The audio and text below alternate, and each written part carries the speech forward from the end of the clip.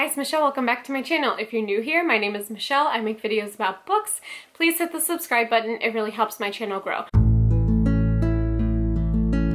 This is the start of another reading vlog experiment kind of thing, if you will. I have had this idea for a while, but I have been so busy with life and readathons that it is just taking a while to do. But this is an experiment where I reread books I think that I should have given 5 stars, and for whatever reason I didn't. And that could be because of how I was rating books previous to this year, where I was being extremely critical and no fun and dumb. And it also could be it was just not the right time in my life to pick up this particular book, so I'm trying them again. So let me show you the books and let me show you why, or let me tell you why I have chosen these books in particular. Let's go. The first one is Daisy Stars 2. Hi. Hello, I know I am wearing a completely different outfit and I probably look different. I filmed the intro to that and then Rowan came in and I don't feel like refilming the intro, so I'm just gonna pretend like that didn't happen. But the books that I have chosen for this project, I'm gonna let you know what they are. I have one more that I'm thinking about doing, but it's a newer release and I'm not sure when or if I can get the audiobook. Stay tuned. So the first book is Daisy Jones and the Six by Taylor Jenkins Reid. This is the only Taylor Jenkins Reid that I have given like less than 4 or 5 stars. And I know that I am in the minority for this. And the reason I want to retry this one is because I read this as an ARC and I read it physically. And I heard that the audiobook is amazing. I have never listened to it because I always think like, okay, well, I didn't like it the first time. Why would I like it now? But I want to try it.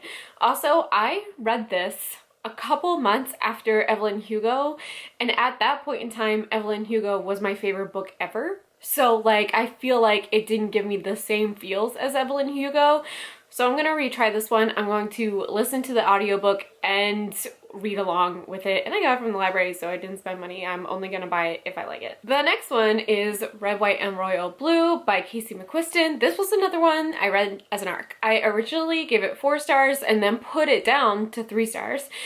And I have a couple reasons that I want to reread this one. So again, read this as an ARC. I read this the same week I found out that I was pregnant with Rowan, and both times that I have been pregnant, I completely go into a reading and life slump. So I really struggled to get through this book, and then I just felt like everyone was hyping it up so much and I didn't really understand, and I don't think it was the book. I truly think it was me. And I have not read it except for that one time. I would like to reread this one because I know it's like everyone and their brother's faves, so I would like for it to also be my fave. The next one is also another Casey McQuiston, and that is One Last Stop. I DNF'd this one last year at 64%. I liked the sci-fi aspect more than I liked the romance. Also, I hate this audiobook narrator like a lot. I don't understand, and they always do romance, like really popular romance, and it just drives me crazy. I don't think they're a good narrator. But I am gonna try it again, and I'm going to follow along and listen to the audiobook, which usually helps me even if I don't necessarily like the audiobook narrator. I feel like this is sapphic. Like, I feel like I'm gonna like this, and I really liked the sci-fi aspect, so I'm gonna try this again. The next one is another one of like everyone's faves, and I DNF'd it, and I felt like I just like didn't get it, and I want to get it. You know, I want to get it. And that's The House on the Cerulean Sea by TJ Klune. I DNF'd this one, and I DNF'd The Extraordinaires, which is his like young adult, I don't know what that is, some kind of fiction. I want to like this, like I really do. I DNF'd it pretty soon on, like, so I want to retry this one, and I want to love it like everyone else, so I'm gonna try this one. The last one that I have physically is one that I actually DNF'd this year, and Lexi told me what happened in this book, and truly, sincerely, I absolutely cannot remember. I remember like some of it, but the reason I DNF'd this was the writing, and the reason I DNF'd the next one that I don't quite have yet is the writing. So I'm hoping that with the audiobook it will help me understand the writing. And this is Sundial by Katrina Ward. I love this cover. I had it, I sold it, and then it was still on my wish list, and someone got it for me. I still don't know who got it for me, so if you got it for me, thank you so much. I want to like this. So I'm going to be am going to be retrying this one. I want to like all these books. So the premise of this video is just giving all of these books another try. So next you will see the vlogs, and then I will come back and give a final review. So let's go.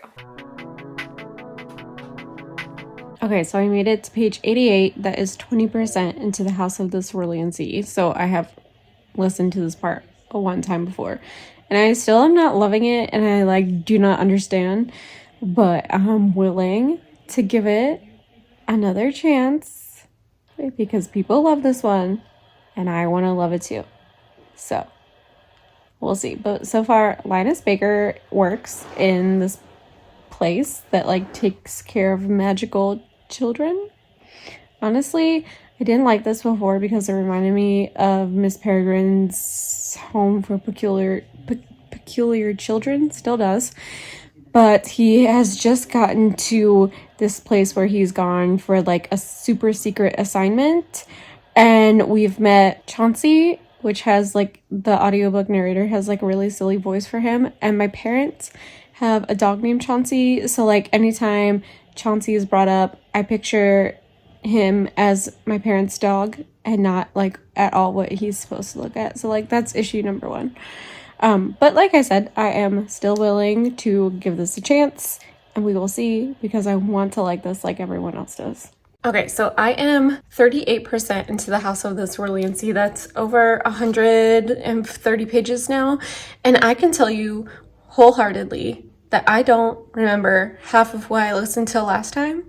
So that's on me for not being an active listener when I was listening to audiobooks. But I am definitely liking this more than like my last update when I was just like, this is okay. Like I get it now. I am liking this, and I like the writing a lot, and I love the kid characters.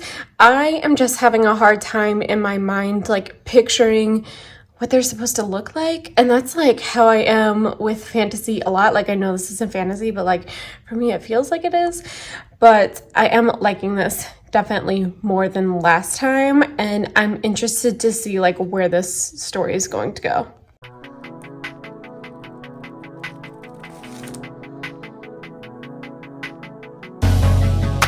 Hello. Yesterday I finished The House on the Swirling Sea. The last time that I read this, I DNF'd this 37% in. And I can say that still up till about 60% of this book, I didn't get it. I still didn't understand what the hype was. And let me explain. I think for me, this is definitely like whimsical, which isn't my favorite thing ever. Also, in my opinion, this is fantasy light, and that is because the children at this orphanage, some of them are like different creatures, which my brain could not comprehend. I don't know, like I don't know why. It wasn't that serious, but like Chauncey is this like blob, and my brain was just like, what? So like that is definitely like me being very like contemporary brain. Like that is just what I enjoy reading. So with this book being half contemporary, half whimsical, my brain, like I understand why I DNF'd this 2 years ago. Like it made complete sense. But since it's gotten so much hype, and like two of my best friends absolutely love this book, I was like, the problem is me. And the problem was me, but also the problem was that it took me over 60% for me personally to get into this book. And that is when the main character Linus starts his real character development. And that's when I got hooked. But for me, it took him so long to get there, and I understand like that is the whole purpose of this book, but it took too long for me to get there. I digress though, because I gave this book 5 stars. I was listening to it on the way to an event yesterday in my car alone, and I started tearing up because the way that Linus falls in love with these kids, and also Arthur Parnassus. It got me in my feels. I have for this whole like year said on all of my lives and stuff that I am not an emotional person, but whatever mental B I am experiencing has made me very emotional, and this book made me very emotional. I think that this would be a great movie. I hope it will one day become a movie. I just think that this is a great book, and this is why I wanted to do this particular project, because I believed that the problem was like the old way that I used to rate books, right? And that is absolutely the case for this one. And also that like I just didn't really give this a chance in the first place, but I still think that it took too long for me to be invested. But this is something that I would reread, so I am going to put this on my wish list to one day have on my shelves, because I do think I would reread this. And I am upset that I met TJ Klune and I didn't like his book when I met him, but I can say that I'm a believer now. I absolutely loved his book. I think I'm going to skip his YA stuff and I will try the Whispering Door one, which I thought was a sequel to this one, but it absolutely is not. So that was news to me. I skipped it because I just thought it was a sequel, but it's not. So I will be picking up more TJ Klune, but I will be skipping his YA stuff. And that's because I'm skipping almost everyone's YA stuff. So yeah, so 5 stars for House on the Cerulean Sea. So far, my experiment is going well. Hello, I just got the audiobook of Daisy Jones and the Six. This is important because I have read Daisy Jones and the Six. I read it as an arc. I read it when I was pregnant with Rowan, which, not a good time. And I read it a couple months after I read Evelyn Hugo, which at the time was the best book I had ever read in my entire life. So it's important to listen to it as an audiobook because people like credit this audiobook for like their best audiobook ever. It's a full cast. This is an interview style book. Like the whole thing is an interview. So I feel like it's important that I listen to it because I did not like when I read it physically. I am really excited and really nervous for this one. I'm really excited because I feel like it could have definitely been because I was pregnant with Rowan and just like in a complete life slump that I did not like this. I've sincerely given every other TJR 4 or 5 stars, and this is the only one I've given 2 stars to, and like the math isn't mathing, right?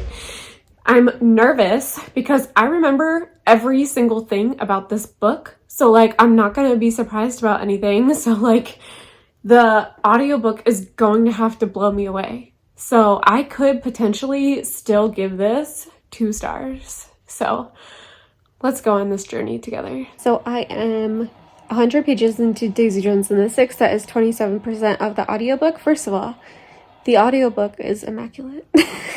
I'm not gonna lie. It's one of the best audiobooks I have ever listened to, and I'm only 100 pages in, and I should be getting like more characters too.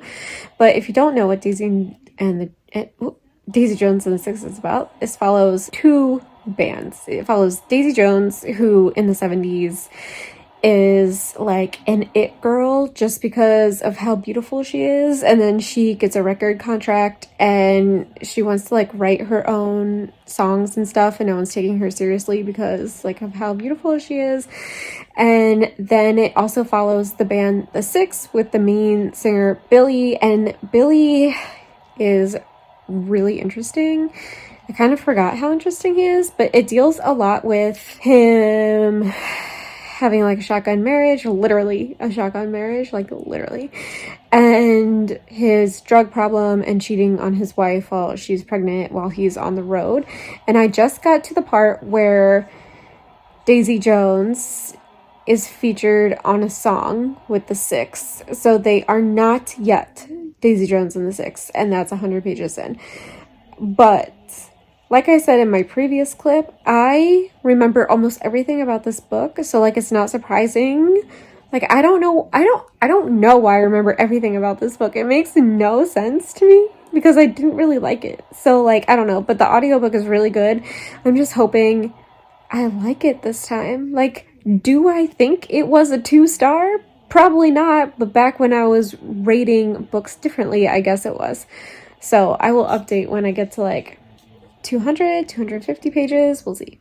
Okay, I knew that McReva showed up again because he shows up in all 4 of the books, and he showed up in Daisy Jones, and I don't know like at what capacity he is going to continue to be in this book, but like I stopped listening and started recording right when he showed up. So I just think it's interesting how like Taylor Jenkins Reid took such a minor character in Evelyn Hugo, and he has such an impact on this like historical fiction world that she created. Anyway, yeah, I'm loving this. I'm absolutely loving this. Like the drama.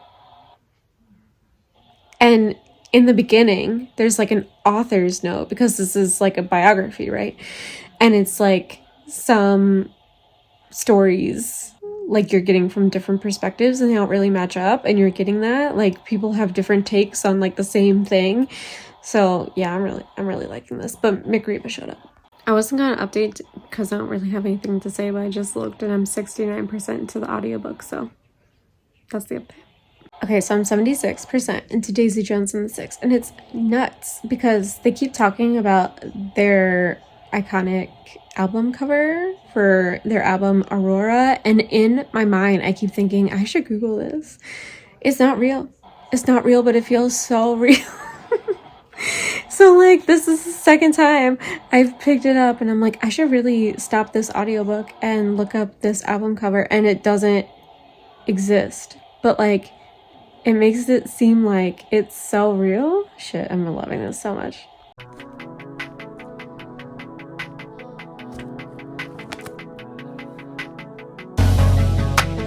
Hello, I finished Daisy Jones and the Six. I accidentally returned it to the library before I spoke about it, which, like, of course I did. Anyway, absolutely love this. So I ended up giving it 5 stars. So I can tell you my ranking for like the historical fiction ladies, and that's Evelyn Hugo, Carrie Soto, Daisy Jones, and then Malibu Rising. But like I've given all of them 5 and 4 stars. Malibu Rising was the only 4-star. Everything else was 5 stars. So here's my thoughts on Daisy Jones and the Six. I think it only works as an audiobook, which sucks. I don't think books should operate that way, but the audiobook was just so good, and I remember reading it physically as an ARC and was bored. And also I had a really hard time keeping track of who was who because some people would come in and out but weren't like major. They were just like producers on a thing, and they weren't like super major to the story, but like were still in the interviews. So that was really confusing to me. But with the audiobook, because they were different voices, you knew who everyone was, which made complete sense, right? My only other gripe with this book is that all of the major drama happens in the last 50 pages, and this is gonna be a spoiler. I don't usually like to do that, but I think I have to talk about this, so spoilers, skip. I think when the band breaks up, it happens so suddenly, and like the drama is just like so sudden. Like I know with like the one guitar player, it was like building up, and with Daisy not getting help for her drug addiction, it was building up, and then Camille and what's his face, Eddie, what is that his name? Camille and whatever his name is, being married, but like the tension between Daisy and whatever his name is, like it had to come to a head, but it was just like so sudden when they broke up, I think. And I know this is based off of Fleetwood Mac and like everything that happened with them like actually being together and stuff, but I don't know, I just felt like once again it was so sudden and then the book was over. So that's literally my only gripe. Like I wish there were like more drama leading up to like when the band breaks up. But I do like how it ended and like everyone's just like, oh yeah, that's like a thing that I did. And now I do something else completely different. So, spoilers over. I absolutely love this, but I do think it only works well as an audiobook, which I don't think is good. Like, a book should be able to stand alone, not just as an audiobook. So, like, I don't think that is not a compliment for me. And I do wish that there was more drama at the end. But otherwise, this was like, I flew through this book. I could not stop listening to it. And I knew exactly everything that was going to happen. Like, I knew what was going to happen with Karen. I knew what was going to happen with Camille. I knew what was going to happen with Daisy. Like, I knew everything, and it didn't matter because I just wanted to listen to it so bad. So 5 stars for Daisy Jones and the Six. I bought it off Pango, and I also bought House in the Cerulean Sea on Pango because I have read them and loved them. So that is it. Goodbye. I am starting Red, White, and Royal Blue by Casey McQuiston. This was another one, much like Daisy Jones and the Six, that I read all the way through. This was in 2019 when I found out that I was pregnant and was just a zombie. I feel like this was like when I really first started my booktube, and I was just following what everyone else was doing, especially with reviewing, and I gave this a high rating even though I felt like I didn't like care about it, but I feel like I should love this. So I actually predict that this one will be a 5-star as well. So let's do it. I am 108 pages into Red, White, and Royal Blue. First of all, I definitely blocked this out, but these chapters are insanely long. The last chapter that I listened to was over an hour long. That is nuts. It is so long. I do not like that. I absolutely do not like that. Everything else I am liking though. So, oh god, what's his name? Alex is the first son of the first female president of the United States, and Henry is a prince. I don't think he's next in line for the throne. So, you know, but they are rivals. Reasons unknown, like petty, stupid reasons. So they get into like an altercation at, I think it's Henry's sister's wedding, and they ruin a $75,000 cake, which is not good. So the press is doing, their like team is doing a thing where they pretend like they're actually BFFs to make it like they're not rivals. And then they start like actually talking to each other and becoming friends. And the part where I just finished is they were at this like party at the White House, and Henry kisses Alex, and Alex is like, that was pretty good. So that's literally where I finished. So literally the only thing I'm not liking about this is the long ass chapters. Like, there's no way these chapters should be this long. Casey McQuiston, chill out. And I can't remember, I'm also reading One Last Stop, and I can't remember if it's the same thing in One Last Stop, but I am nervous about reading that one again. So we'll see. But otherwise, I'm liking this. I remember most about what happens in this book, but it's been literally 3 years since I read it, so I'm excited. I am 63% into Red, White, and Royal Blue, and remember when I started this that I said I remembered every single thing about that, or this book? That is a lie. I don't know if things changed between the arc, or it's been 3 years since I've read this and I just thought I remembered things differently, but things are definitely different from what I remember, and that could definitely be me. Another thing is that there are a lot of Harry Potter references, which bothers me personally, but I know that in the most recent reprint of this, Casey McQuiston has taken out all of the Harry Potter references, which I think is really good. But having to read it like in this edition and in the audiobook is annoying for me personally.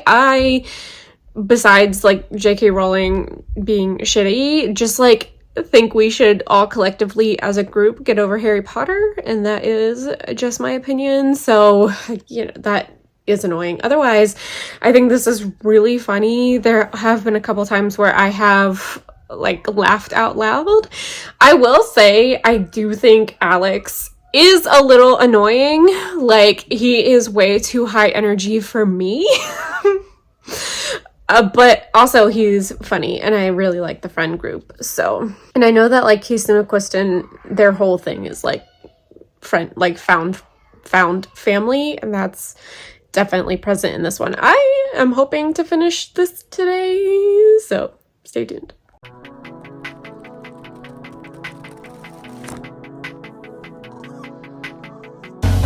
I finished Red, White, and Royal Blue last night, and on Goodreads, initially I put 4 stars. And then I started reading another book for another project, and I couldn't stop thinking about this book. So normally when that happens, I up it. So after I finished reading my other book and was like concentrating again, I pushed Red, White, and Royal Blue up to 5 stars. So I've read it twice. I've given it 3 separate star ratings. The first time I rated it, I gave it 4 stars initially. A couple months later, I put it back to 3 stars because that is when I started like critically reviewing or whatever I was doing. And this time I gave it 4 stars and then 5 stars. But I do believe this is a 5-star read. It just like, it's so happy. It's a happy ass book. Like, how could you not like that? So basically, I guess I was wrong with this one. Like, I don't know what was stopping me from giving it 5 stars in the first place, but like the writing was good. The story is good. The only thing I think is that like Alex, who is the main character, isn't my favorite human being ever, but like I really loved Henry and I loved Alex's like arc and everything. So like, I guess I could look past that. So this was a 5-star book, like I had predicted, and it's really good, and the audiobook is good, and I wish I had the updated version without all the Harry Potter stuff, but I think it's in like the new hardcover, and I don't like ever want a hardcover romance, so I will be sticking with this one.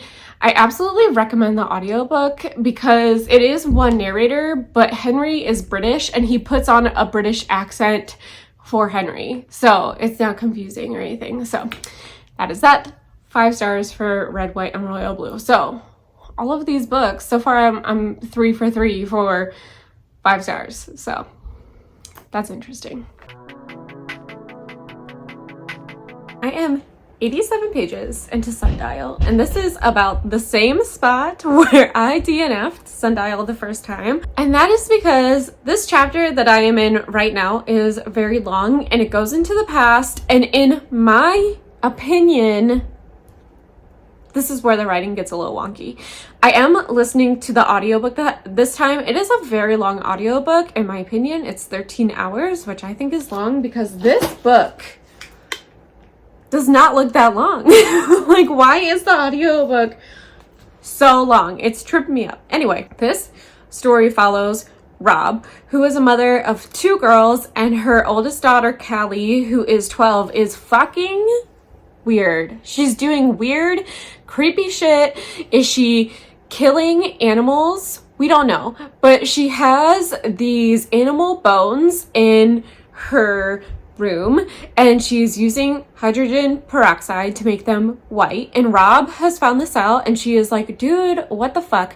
Also, Callie has tried to kill her younger sister Annie by giving her diabetes pills. So they have got, Rob and Callie have gone to this house in the desert called Sundial. That's why it's called Sundial, because Rob needs to talk to Callie about what the fuck is going on, basically. And that is where I am in the story. Now, where I am, they are going in the past of Rob and her twin sister Jack, and this is as far as I have gotten the last time. So I did not get very far the first time I read this.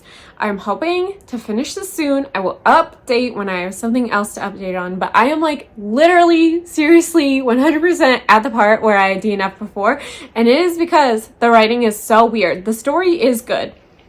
I think I said in my intro to this, that Lexi did tell me what happened and I completely forgot. I remember one specific thing that happened, and there's a lot of foreshadowing about this now that I'm rereading it and I know it. That makes complete and total sense, but I don't remember anything else that Lexi told me happens in this book. So I am very excited to read it. I do think Katrina Ward's writing is a little bit too wonky for me, but I am willing to give this a chance because I love horror. And this just seems like a perfect book for me. And the audiobook is helping a lot with the writing weirdness for me. And the audiobook is really good. So just want to let you know what's happening with Sundial. It's happening. I am on page 194 of Sundial. This is such a slow burn, and I am not a slow burn girly. I don't like slow burn romance. I don't like slow burn horror, I guess. But I am liking this because it's so weird. Like, it's so weird. And like, I know that because of Lexi. It's weird. So it's mostly spending time in the past, and we're learning a lot about Rob and her twin sister, Jack. We're learning weird things from their childhood. We're learning weird things about their parents. We're learning weird things about what their parents do. And it does involve animal testing. Like, they're testing on the animals in some capacity, scientifically. So I knew that going in, but I know a lot of people need to know that because of triggers. I don't have a problem with it, but I understand why people do. So I'm up to the part where Rob has met her current husband, Irving, and he is not a good dude, and we're learning like why he is not a good dude in the past, but we also know why he's not a good dude in the present as well. So it's a very interesting juxtaposition of this man. I honestly can't decide what I feel about Rob. Like, her childhood was so weird, but like, she escaped, kind of went to college on her own, but like, her childhood is still such a big part of her, and I don't know how I feel about Rob. So I have like a little over 100 pages left, I think, and I am really interested to see how this is going to wrap up, and I'm liking it. It's just weird. Okay, it's just weird.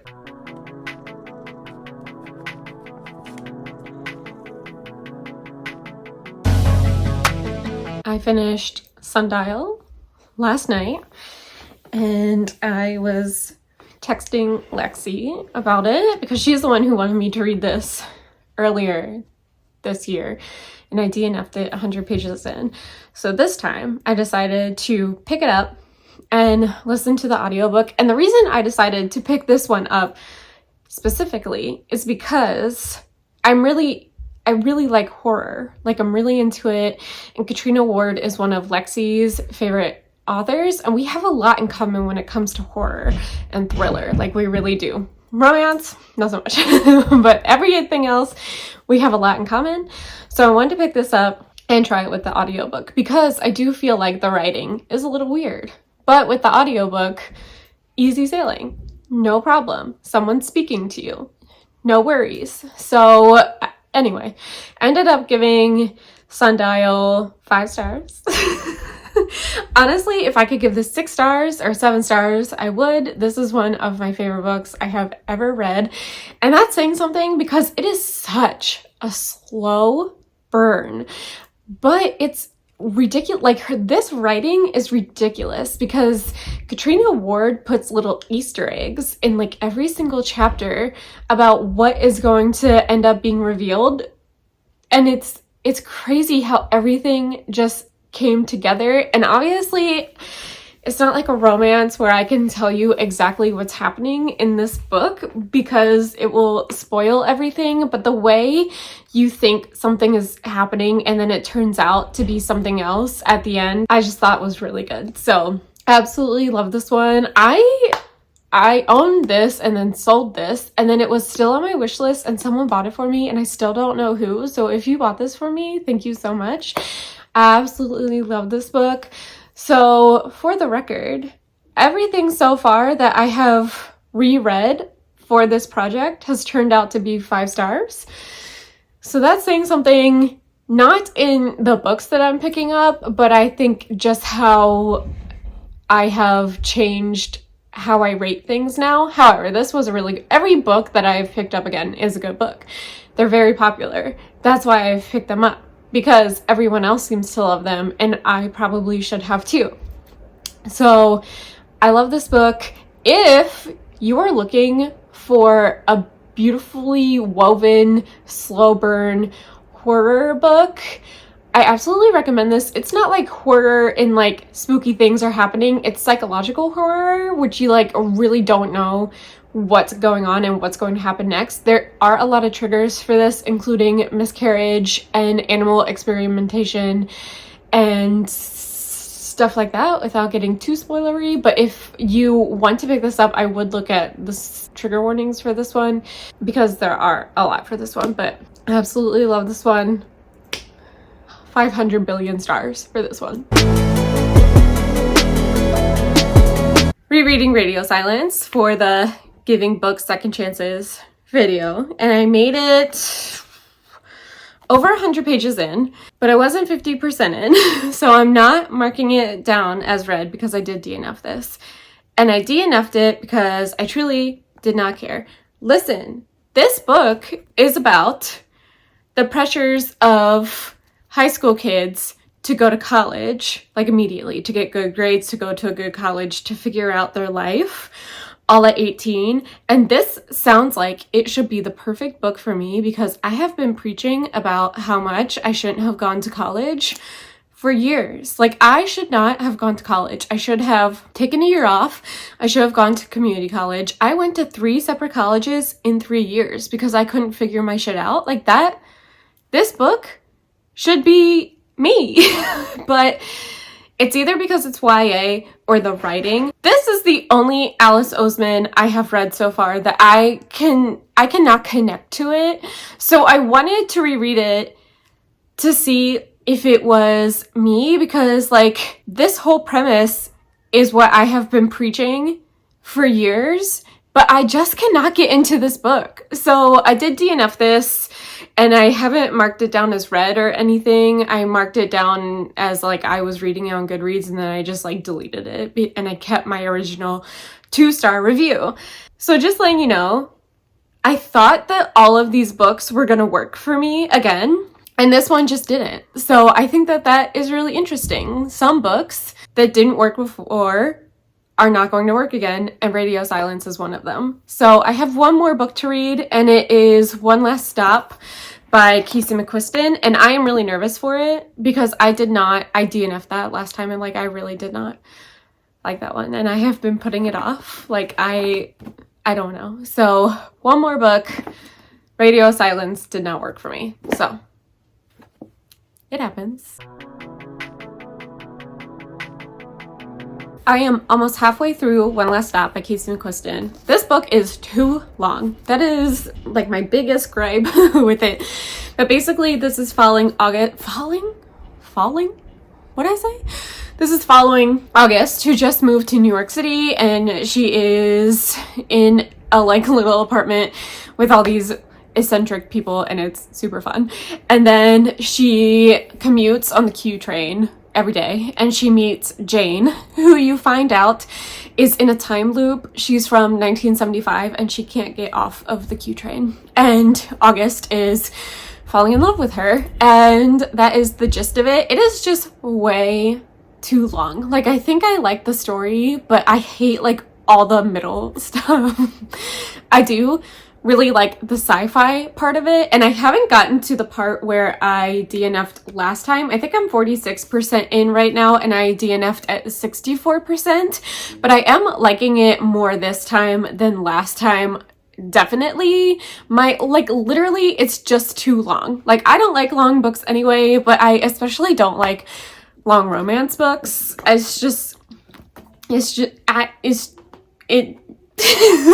It just doesn't need to happen. This book is over 400 pages long, and I don't want it. I don't want it, but Honestly, the writing is good, the story is good. I love the sci-fi aspect, and I remember liking the sci-fi aspect more the first time I read it. I will finish it this time. Like, it definitely doesn't feel like a DNF. I know I DNF'd it last time because it's too long, but like, we will soldier on. Today is the last day of 2022. This video will be going out in 2023, but this is my last book for 2022. And I would really like it to be a 5-star. Right now, it doesn't feel like a 5-star, but I really don't know how this book ends. Like, will Jane get out of this time loop? I really don't know. I didn't finish it.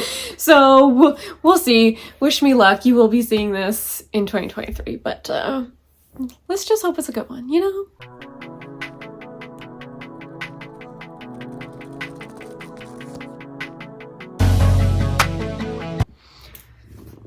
This is the wrong book.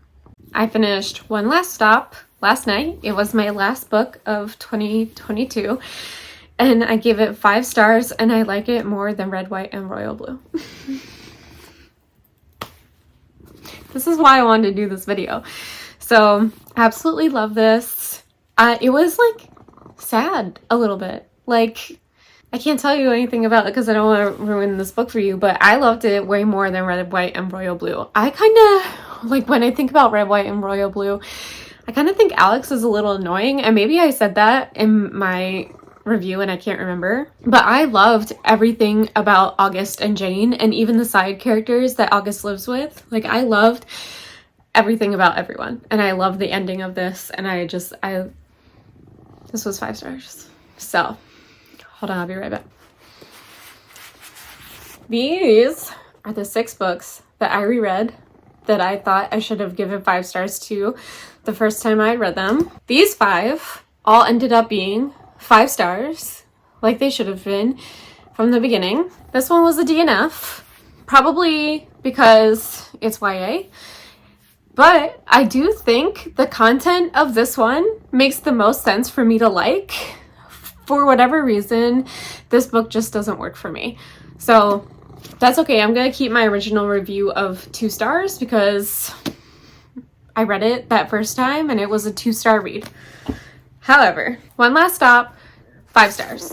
Red, White, and Royal Blue, 5 stars. Daisy Jones in the 6, 5 stars. The house in this one really insane. 5 stars. Sundial, 5 stars. These were all amazing. I'm so glad I did this. I might do this again in the future. There was a book that I DNF'd in 2022, Lessons in Chemistry, that I feel like I should have liked, and I wasn't able to get it for this project. But yeah, I might do this again. So that's it. Thanks for coming along on this journey with me. I'm so glad that I reread these. I bought all of them. I'm gonna keep all of them, and I am so excited. So thanks for watching my video. See you in my next one. Bye. Yeah. Uh-oh, we're taking a video. We're taking a video. Alright, bye.